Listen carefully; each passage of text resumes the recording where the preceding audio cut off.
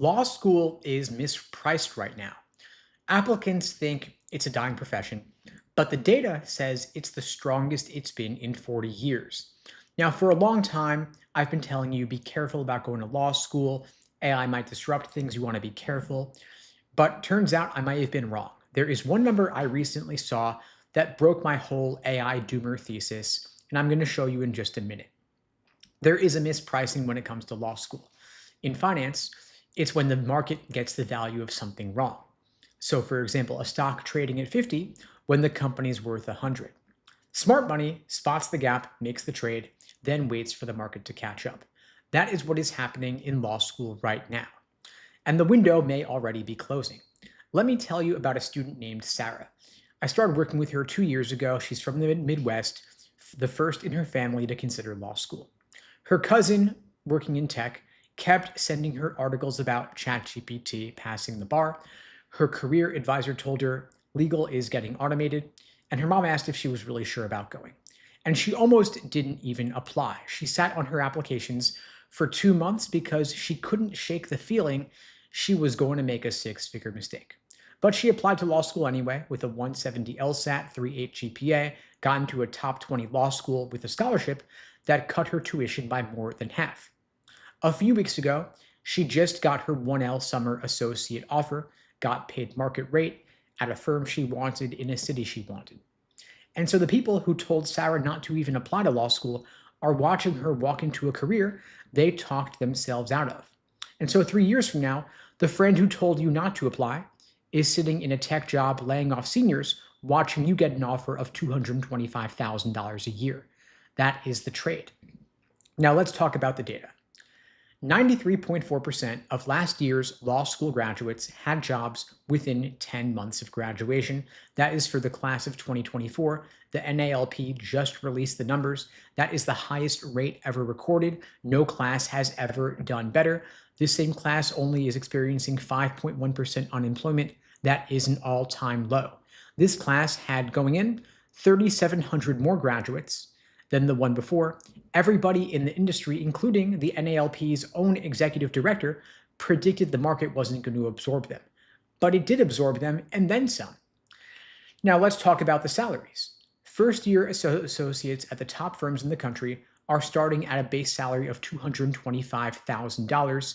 Senior associates clear $400,000 base before bonus.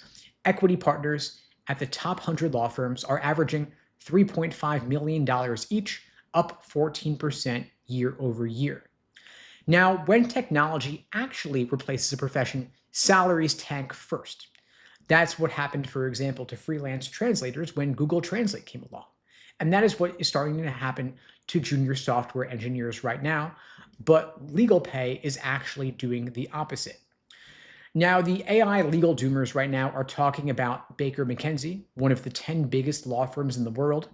February of this year, just a few months ago, they announced they were cutting up to 1,000 of their staff, and they cited AI directly in their public statement. So that is the biggest data point the panic narrative in the legal profession is built on right now. But here's what nobody is telling you.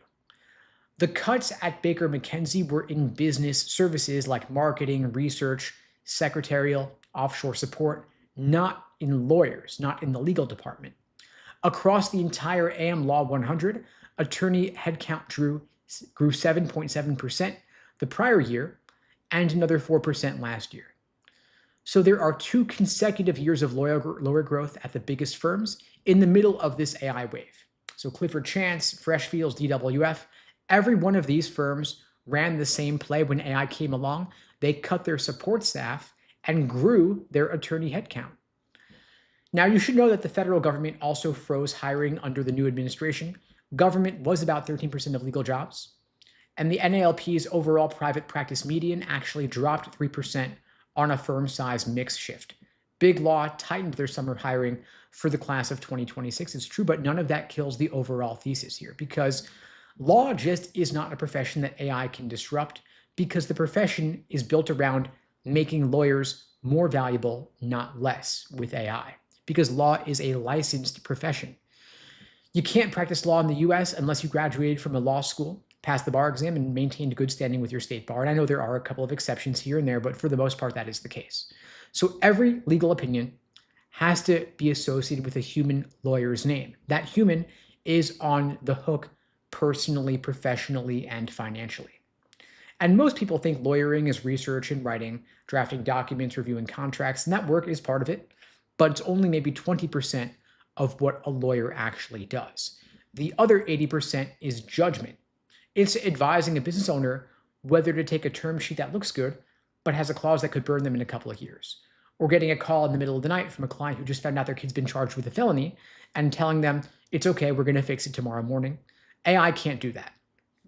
The doom content in AI focuses on that 20% of legal drafting because that's what AI can do. But if you ask the lawyers actually using these tools what the effect's been, they're not saying my firm is shrinking. You're hearing the opposite. AI can handle the research in the first drafts, and that gives senior lawyers more time to spend those hours on more matters, more cases, better strategy, taking on more clients. So they grow their efficiency. They can take on more work. It's increasing their productivity. It is not replacing them.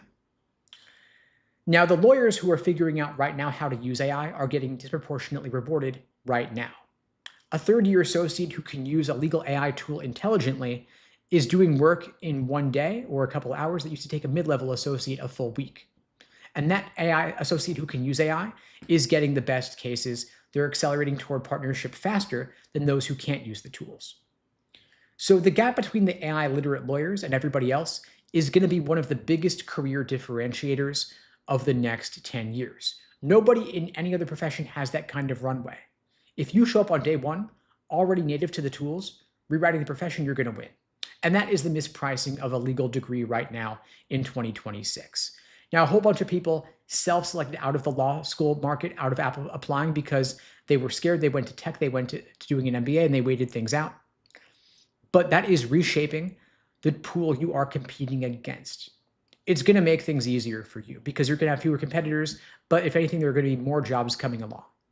And so if you want my help getting a higher LSAT score, getting into better law schools, getting more scholarship money, setting yourself up for success in this new world, I'm happy to help you out. I'm offering a free LSAT tutoring lesson for everybody watching this now or later. The link to book that free tutoring with me is unpluggedprep.com/start. The link is below the video on YouTube, pinned in the chat on YouTube, in my bio on TikTok and Instagram.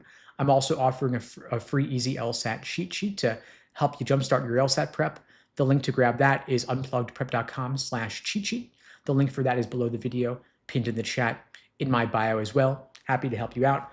I see some questions coming into the chat. I will get to as many of those as I can. Feel free to just drop them in here. I'll do whatever I can. So scanning through here for questions, folks, feel free to keep them coming. I see Wet Floor Chains asking, is USC super splitter friendly?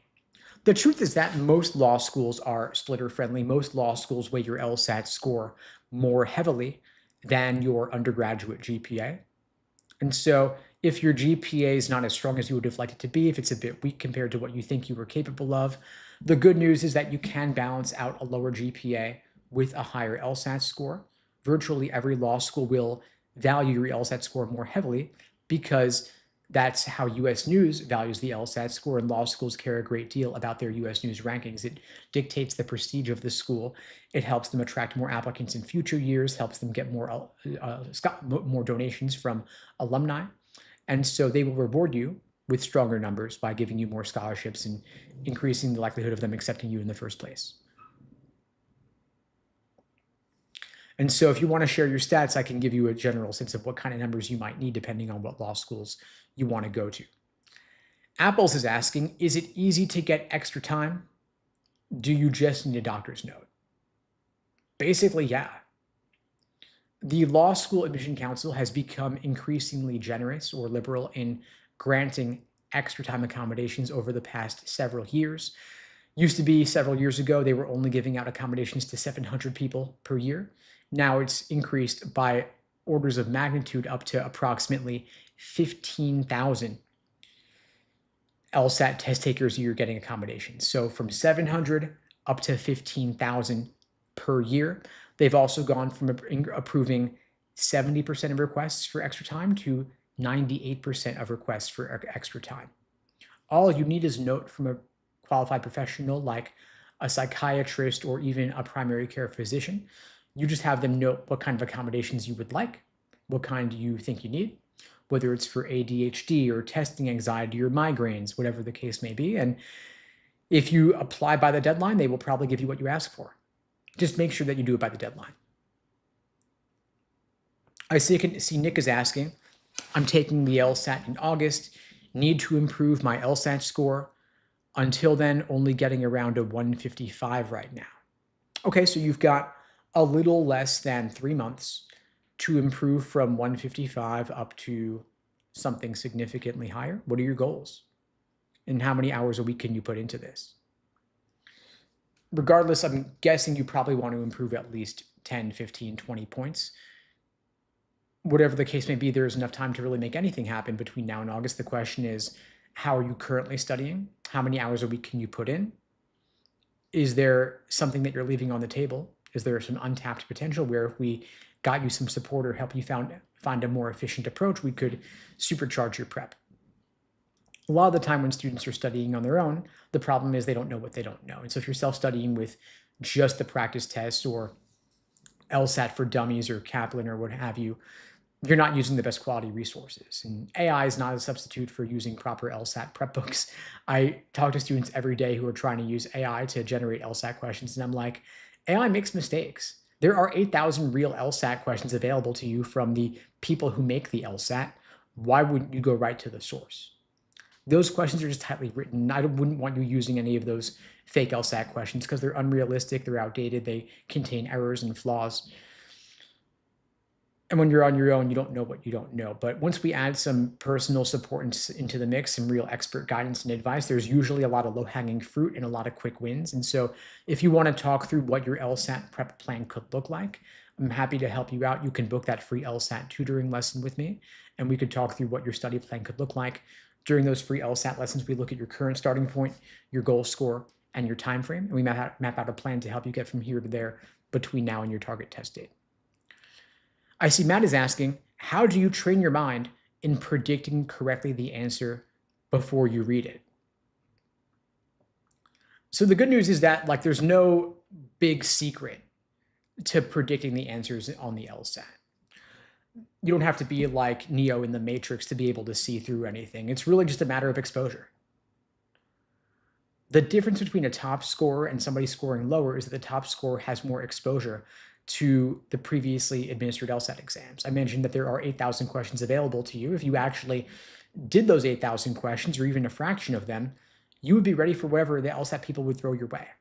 They're really lazy, actually. They keep reusing the same methods of reasoning, the same tricks and traps over and over and over.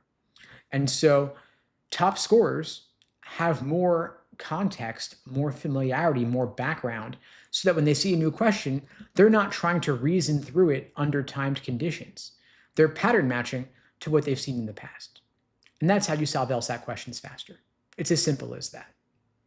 Now, of course, the problem is that the LSAT test makers did not provide explanations for the vast majority of questions, and there's nobody at LSAC you can talk to get feedback on what you're getting wrong and why, which is where services like mine come into play. We give you personalized support. We craft for you a custom study plan. You get private one-on-one coaching. You get small group sessions in the evenings. You get an on-demand course to give you the lay of the land, to give you a strong foundation in every LSAT section, every LSAT question type. We like to personalize every program to the individual student. This is not a one-size-fits-all because somebody taking the LSAT in 3 weeks needs a different level of support than somebody taking the LSAT in 3 months. We also consider what your availability is, how much time can you put in per day and per week, what are your goals, then we craft an action plan for you around that. And so if you want to reach out, we could talk through it more. You can book the free tutoring with me and we'll discuss on a call.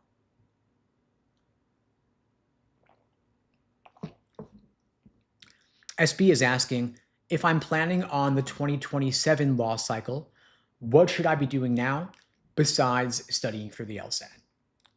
So if you've not yet taken the LSAT is the number one most important thing you could do. So don't try to take on too much right now, especially if you're working or you're in school, you have family obligations. Those things plus the LSAT is enough to have on your plate at once. That being said, if you're still in college, maintain a good GPA. Try to get an upward trend in your GPA if you can, meaning that you're your grades get stronger as time goes on. You want to show that upward trajectory. Additionally, cultivate good relationships with your recommenders. A good relationship doesn't happen overnight. If there's no one you can ask right now, there's still time to change that. So maintaining a good rapport with your professors, with your employers, with your volunteer or internship supervisor, whoever it may be. You want to get on their good side now and develop a good relationship with them now, so that if you're asking for that letter several months from now, it's going to be a stronger letter. So don't ask now and they're like, hey, who are you? I barely remember your name. Be like, okay, well, I'm going to befriend this person now, make a good impression on them, and then several months from now, you come back and you ask for the letter, it'll make sense. If they barely know who you are, it's not going to be a good letter. But you still have time, even if you're applying to law school this fall, if you just spent the next month or two developing that relationship, then you come back and ask for the letter, it's going to go better. And for those of you still in college, I mean, go to office hours with your professor, do the readings for class, raise your hand in class, be that guy or that girl. Doesn't matter if you're standing out like a nerd, you're going to get a better letter of rec when it comes to that time, and you also get better grades in class. San Antonio's asking, would mathematics be a good major before law school? Yeah. I mean, anything can be a good major for law school. There are no prerequisites for law school. Like, you can major in literally anything and go to law school. Do consider, though, that your GPA matters. And so certain majors, like STEM majors, which includes math, of course, have more brutal curves. It's harder to get a top grade in that major. And so you might want to take some classes that are going to help to boost your GPA, and math probably isn't that. The humanities are noteworthy for having easier grades. So keep that in mind. I see Eddie's mentioning about math and logic being related. That is true. But a logic class or a math class will go far beyond what you need for the LSAT specifically and might overcomplicate things for you. The best way to get better at the LSAT is just to do LSAT questions. And a lot of the formal logic notations that you see in logic class or in math are inefficient for timed conditions on the LSAT. There are simpler ways to note things. I see Matt's asking, do LSATs tend to have easier questions or harder questions like level 1 and 2 versus level 3 and 4? It's all of the above. There are some easy questions on the LSAT. There are some hard questions on the LSAT. And that's because the LSAT is designed to separate students along a spectrum from 120 to 180. And so if they had only really hard questions, they'd be separating high from low, but nothing in between. They've got to have some medium questions, medium difficulties, to separate low from medium and medium from high, and all along the way. And so that's why you've got 4 or 5 different gradations of difficulty on the LSAT, from easy to medium to hard and in between. Just scanning back for questions I may have missed before, circling back to those now. And feel free to keep them coming, folks.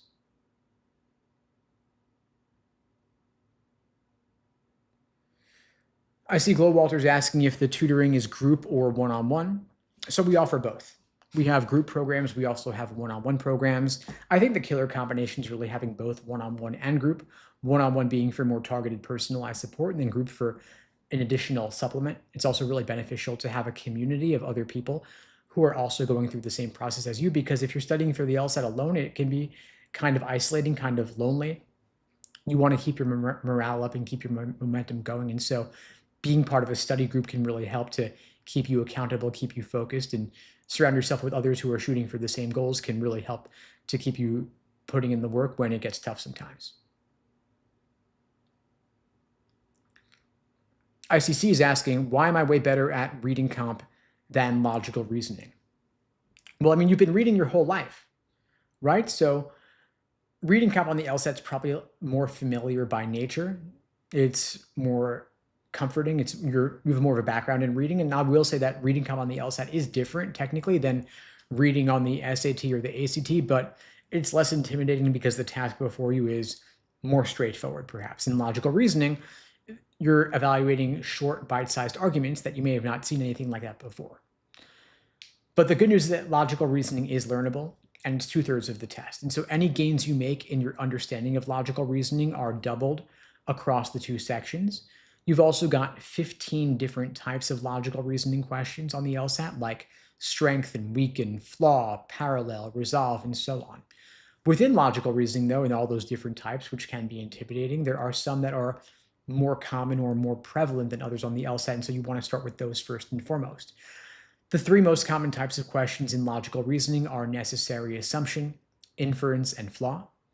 So I would start there, focus on those first, before dealing with the less common types like parallel reasoning or evaluate the argument that hardly ever show up. And I know that everybody hates parallel reasoning because it's so lengthy, it's so wordy, it's a big block of text, but there are very few of those on the test, and so better to spend your time on more common question types and get to the parallel reasoning later. See a question here, do full rides to top 14 law schools exist? Yes, they do. Not saying it's easy to get them, but it is possible. Know that Harvard and Yale are unique in that they do not offer any merit aid. You cannot get scholarships to Harvard or Yale solely on the basis of the strength of your numbers. But in contrast, there are many other law schools, even in the top 14, like Columbia, for example, that do give out significant scholarship money and in some cases, full rides. It does require having really strong numbers, though, really high GPA, really high LSAT. For context, the top 14 law school LSAT medians range from 170 to 174. Their GPA medians range from 392 to 399. So ideally, you'd want to have at least a 175 LSAT and a 4.0 GPA to get into those schools, and you also get scholarship money. If you're below on the GPA, you've got to have an even higher LSAT score to compensate. And I know these numbers are crazy. These numbers are really high. They weren't nearly as high 3-5 years ago, but there is a lot of grade inflation. It's only getting worse. The LSAT score inflation is also getting worse, and so you've got to have higher numbers to compensate. That's just how it is.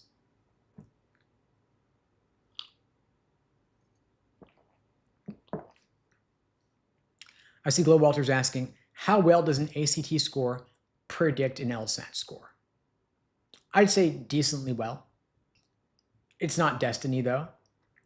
SAT scores, same deal. GRE scores, same deal. I mean, the truth is that all standardized tests are somewhat correlated because people who do well on one exam tend to do well on another exam as well. There are some people who just have the skill of studying for exams and the aptitude of studying for exams, but the good news is that even if you underperformed on one exam, you still can change your approach for the next.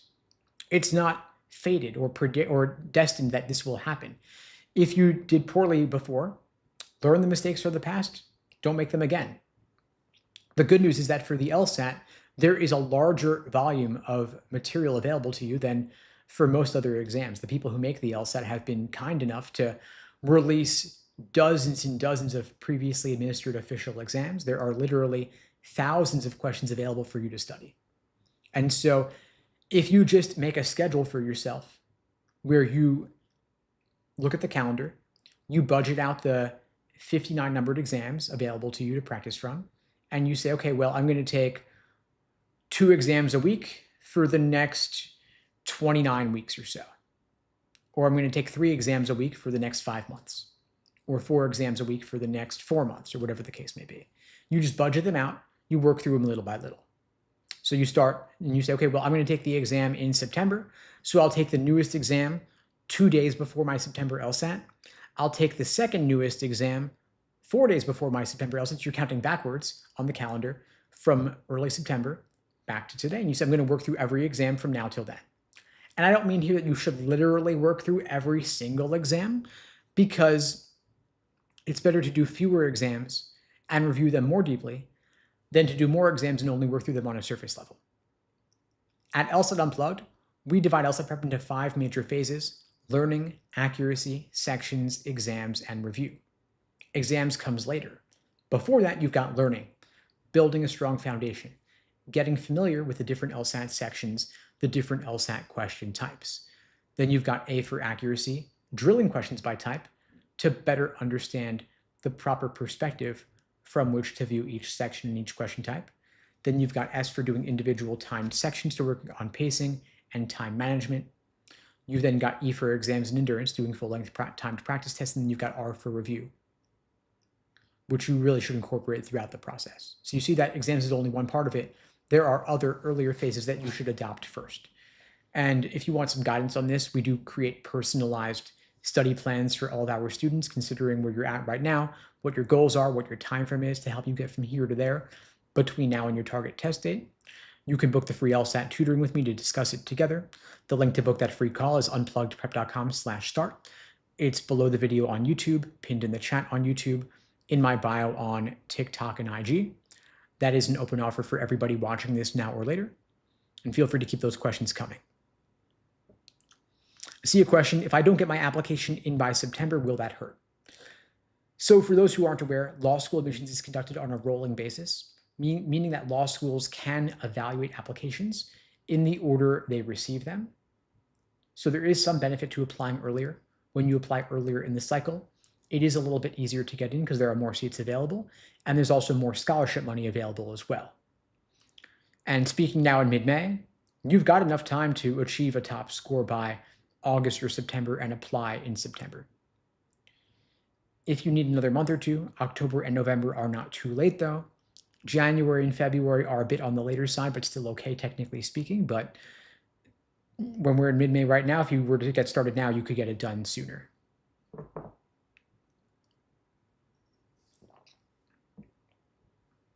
See a question about big law. If you want to do big law, is it worth taking on the debt? How competitive is big law? So in terms of competitiveness, it's pretty competitive. A lot of people want those jobs because they are the highest paying jobs. The starting salary for a big law firm like Cravath, for example, is $225,000 a year. That's starting as a first-year associate right out of law school. So a lot of people want those jobs. Those firms are recruiting out of the top 14 law schools like Harvard and Yale and Stanford and Columbia and so on. You can see the rankings in terms of which law schools have the best big law placement. Columbia's is one of the highest. So it's quite competitive. And if you go to a lower ranked school, it's going to be hard to get a job at one of those big law firms. In terms of, is it worth taking on the debt? I mean, that's not a question I can personally answer for you. I can say that the big law salary is really the highest you're going to see. And so those are the salaries that make it easier and more doable to pay off the debt if you're willing to take it on. In other words, if there is any situation where you're able to pay off the debt, it is with a big law job.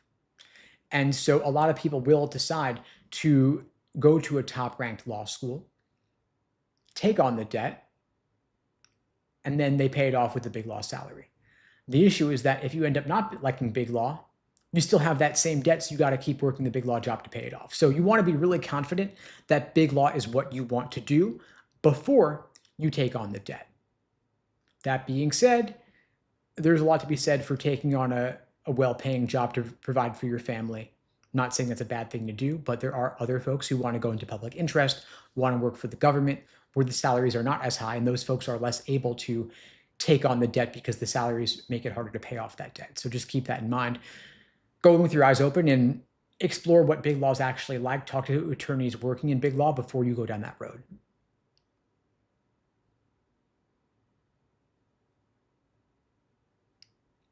Just scanning through for other questions here.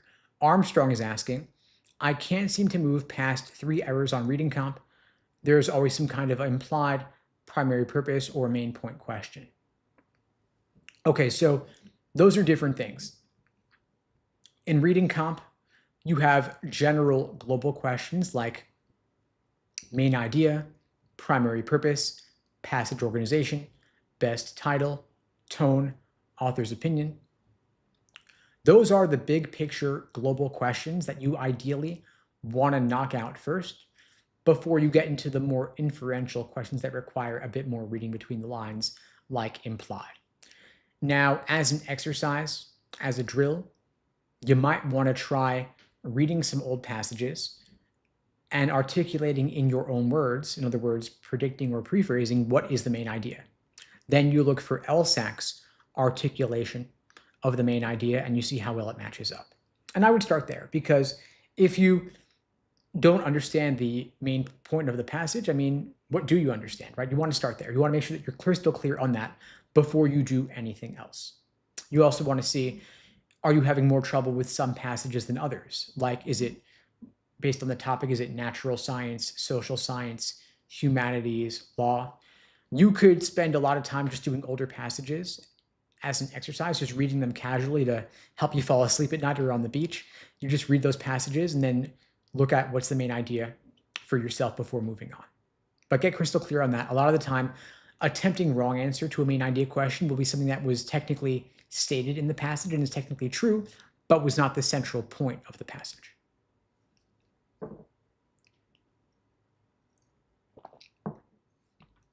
I see a follow-up here. When I review, I seem to always get the correct answer in like a minute or two of looking at the question.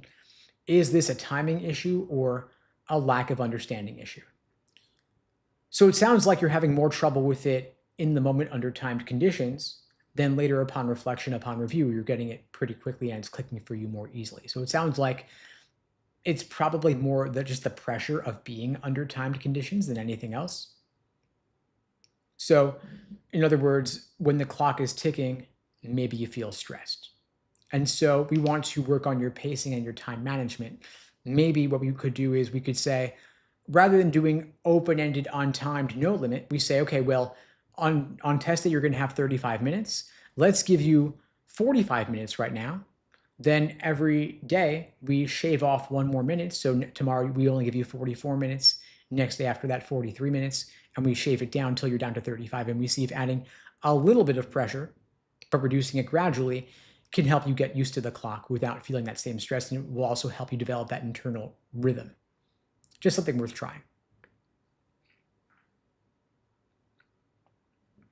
I see Pat is asking, I'm 2 years post-grad with a 3.6 GPA, interested in law but have no connections. Next moves besides the LSAT. Well, you don't really need connections to go to law school necessarily. Not saying it doesn't help, of course, it could help depending, but for most folks who don't have the connections, it's really just based on the strength of your numbers. And so when you say besides LSAT, I'm like, well, the LSAT is the biggest factor. So do we have that taken care of, or are you just saying, what else could I do? I would have said the other thing is GPA, but you said that you're out of undergrad already. Your GPA is a 3.6. Not great, not terrible, just depending on where you want to go to law school. I would look at the GPA medians of the law schools that you're targeting, and if you're below on the GPA median, then there really is nothing else besides the LSAT other than just getting that high LSAT score I mentioned earlier, the rec letters, as something else to be thinking about. You don't need connections per se to get rec letters, just know other people who can speak well to your character and your work ethic, someone who's supervised you in some capacity somewhere. C49 is asking, if I'm taking the LSAT in October, how many hours a day should I study? I mean, what else do you have going on? If you have no other obligations, if you're studying for the LSAT full-time, I would recommend, ideally, 5-6 hours a day. More than that would risk burnout. If you're working or you're in school, it's okay to be doing only 2 or 3 hours a day. But if you can put in more, it's going to help. I mean, I don't have enough context to give you a specific number because I don't know what's your current LSAT score, what's your goal LSAT score, where do you want to go to law school. If I knew that, I could give you better advice, but ultimately, I'm not sure it's the right question because if you want to achieve your fullest potential, you put in as much time as you possibly can without burning out, maintaining your other obligations. Not saying to go crazy with it, we don't want you to burn out, but more is better, all else being equal up to a point. We also want to make sure that you're using that time efficiently and effectively, of course. And so make sure that you are adhering to what I said about study plans, right? So that laser approach, learning, accuracy, sections, exams, and review, building a strong foundation before doing tons of practice tests is the short version of it. And for those just joining, one thing we do for our students in our coaching programs is we create for you a personalized study plan, laying out exactly what to do every single day from now till the test. When to drill LSAT questions by type, when to do timed sections, when to take full-length exams, mapping it out for you literally down to the day, considering where you're starting off, what your goal score is, what your time frame is. If you want to talk through that more, you could book the free LSAT tutoring lesson with me at unpluggedprep.com/start. Links below the video on YouTube, pinned in the chat on YouTube, in my bio on TikTok and Instagram as well. That is an open offer for everybody watching this now and later. I see Christopher's asking, how do you feel about the removal of logic games? I'm really sad about it, honestly, and don't rub it in, okay? People have been asking me about that for the past couple of years. I'm sad about it. I mean, I loved logic games. I think they were probably the most fun part of the test. I'm sad that I have no reason to be teaching them anymore. For those who aren't aware, the LSAT used to have a section called logic games. They removed it after the June 2024 LSAT as the result of a lawsuit. A couple of blind test takers sued the LSAT people because they argued they could not benefit from diagramming the same way that other test takers could. LSAC ultimately settled that lawsuit and agreed to create a new version of the LSAT without logic games for everybody. In my view, it shouldn't have gotten to that point. I think LSAC should have just accommodated the blind test takers and said, we're going to let you guys take a version of the test without logic games, but they wouldn't budge. They were really sticklers for their format. And so as a result of their being so inflexible, it got to a point where they were forced to settle and remove logic games for all test takers. And for a while, they toyed with the idea of creating some new section, a new question type on the LSAT, but they couldn't really find a good version or good format. So they ultimately just said, you know what, we're going to remove logic games entirely and replace the logic games section with a second to score logical reasoning section, which I actually think is the best possible outcome for you as the test taker, because there is now less material for you to study. Used to be you had to study games and reasoning and reading comp. Now it's just logical reasoning and reading comp. And logical reasoning is 2/3 of the test. And so any gains or improvement you make in your understanding of logical reasoning are doubled across the two sections of the LSAT, two logical reasonings. And so because logical reasoning is 2/3 of your test, you want to devote roughly 2/3 of your LSAT study time to logical reasoning in particular. Don't neglect reading comp, though. A lot of people say you can't improve at reading comp, and the good news is that they're wrong. You can improve at reading comp as well, of course, but since logical reasoning is the majority, I would start there. And LSAC, at the same time they removed logic games, they also reorganized and renumbered all of the previously administered LSAT practice tests. They used to be numbered 1 to 94. They have been renumbered 101 to 159. And so they are all now numbered with 3 digits. If you see any prep tests numbered in 2 digits, that's the old format. If any of your prep books are referencing logic games, they are outdated. Throw them out, give them to your worst enemy. You want to be using up-to-date materials. The LSAT also is no longer on paper, hasn't been on paper for roughly 7 years. It's now administered on the computer, and so you want to study on the computer as well. So don't use those prep books on Amazon that are containing fake LSAT questions, or they're talking about logic games. Those are out of date, they're unrealistic, they contain mistakes sometimes. You want to study for the LSAT online with materials that are up to date. Ever since LSAT announced they were removing logic games, we cut logic games from all of our courses. We added a lot more material on logical reasoning to be up to date immediately with the new format. For now, the writing sample for the LSAT is currently unscored. That will likely change in the next year or two. LSAC has indicated they will start scoring the writing sample in the next couple of years. They even added a field to the score report called the writing ability score. That field is currently blank, but of course LSAC doesn't go adding things to score reports for no reason. They probably will score in the next year or two. And so if you don't want to do the writing sample, or if you don't want to study for the writing sample at least, then you want to knock out the LSAT before they start scoring that.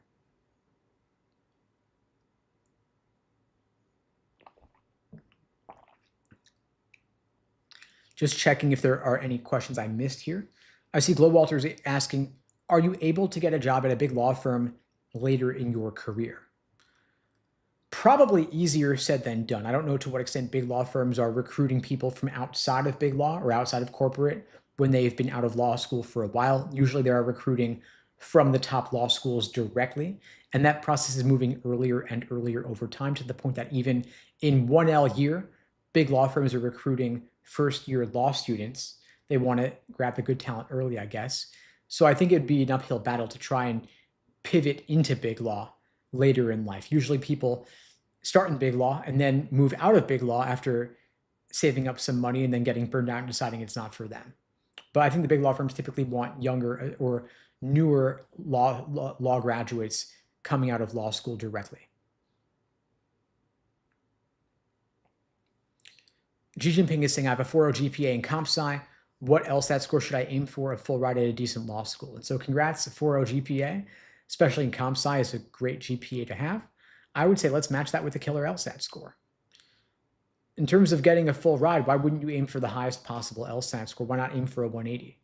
I'm not saying you need to have a 180, but if you do want a full ride, you do want a relatively higher LSAT score, all else being equal. And given that LSAT medians keep rising, you want to have the highest score you can possibly achieve. And if you have a 4.0 GPA, in comp sci no less, you're probably capable of getting a pretty high LSAT score. I would just aim for 180. Why aim for anything less? Better scores mean better outcomes. As simple as that. I see Anasel Deep is asking, what are the sources of LSAT study material? How much is it? And so if you're looking at practice tests, you can get those directly from the Law School Admission Council. You can get 4 practice tests for free on there. The others you get with an LSAC Law Hub subscription for $120 a year. Well worth the investment. The thing is, those practice tests don't come with explanations. There's nobody you could talk to or get feedback from on what you're getting wrong and why. And so that's where we come into play. At LSAT Unplugged, we offer personalized coaching programs with private one-on-one coaching sessions, live small group sessions as well, on-demand courses, custom study plans. If you want to talk through what your personal coaching program could look like, you can book that free LSAT tutoring with me personally at unpluggedprep.com/start.